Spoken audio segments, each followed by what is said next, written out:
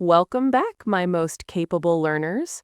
Today's lesson is dedicated to a challenge that many intermediate students face: how to feel confident during a high-stakes job interview when your English language skills are still a work in progress.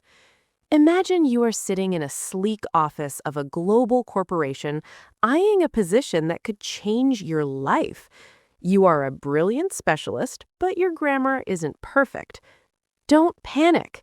We are going to explore how to turn your honesty into a strength and your simple vocabulary into a tool for success. The secret of the expert mindset. I remember sitting in a glass-walled office 10 years ago, sweating through my suit. I knew my engineering formulas perfectly, but my English felt like a rusty bicycle.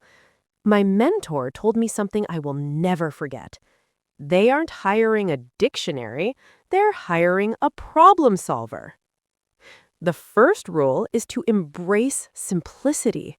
You don't need sophisticated words to show you're a competent specialist.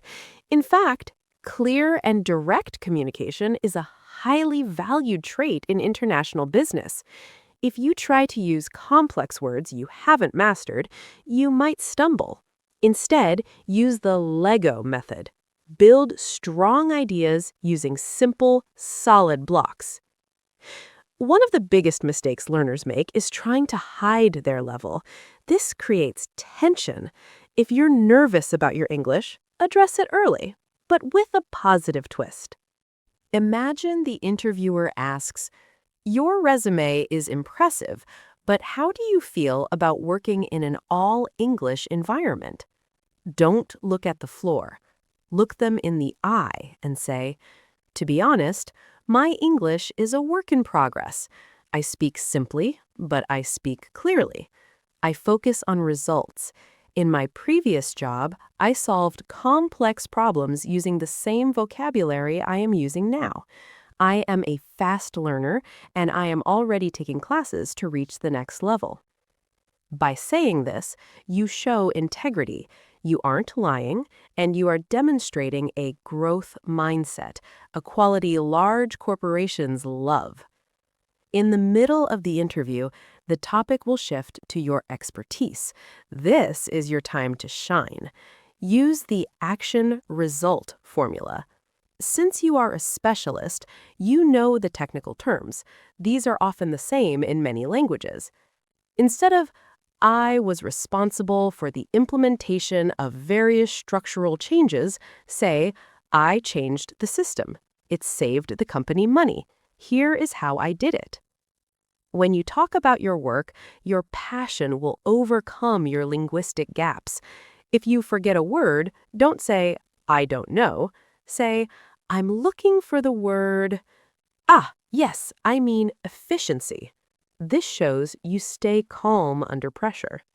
To learn how to navigate these moments, you must practice describing your daily tasks using only the 500 most common English words.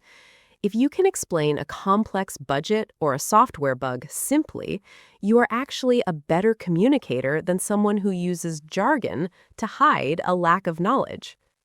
A common fear is, how will I talk to my colleagues at lunch? International companies are melting pots. Many people there are also learners or deal with non-native speakers daily. They value kindness and clarity over poetic fluency. Use active listening phrases. "That is a great point." "Can you explain that again? I want to make sure I understand you perfectly." "I agree with this idea." These phrases are easy to remember, but they build a bridge between you and your team. They show you are a team player who cares about the English language as a tool for connection, not just a test to pass. There are some practical tips for the big day. Slow down. When we are nervous, we speak fast. This leads to mistakes.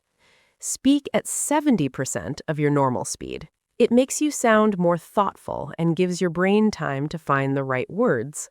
Use short sentences. Short sentences are harder to break. Subject, verb, object. Example: "I like this project. It has many goals. I can help you reach them. The fast learner proof. Don't just say you learn fast, prove it.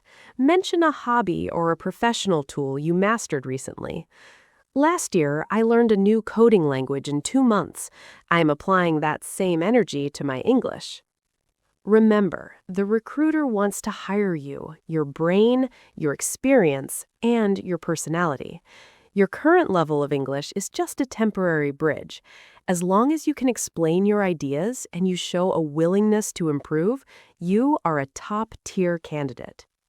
When I finished that interview 10 years ago, I didn't use a single word longer than 3 syllables, but I smiled, I was honest about my level, and I showed them I was the best person for the job. I got the offer the next day. The manager told me, "We liked that you were direct. We can teach you English, but we can't teach someone how to be a great engineer." I hope, my persistent learners, that you enjoyed today's lesson and that you feel one step closer to success in mastering the English language. I recommend listening to this lesson again, as repetition is the key to reinforcing the material and building that unshakable confidence. Believe in yourself, speak clearly, and go get that job.